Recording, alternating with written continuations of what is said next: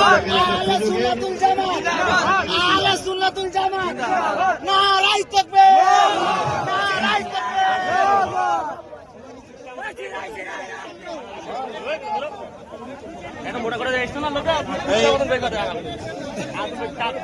অনেক মানুষ ফুলপুরা শরীফে যায় লুকিয়ে লুকিয়ে দেখায়। আল্লাহ চাইলে তোমাদেরকে এবারে আজাদ করে দেবে ইনশাআল্লাহ।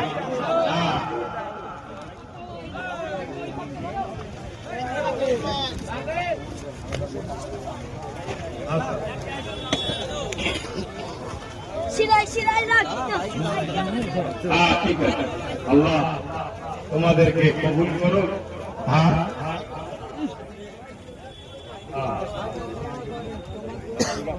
আল্লাহ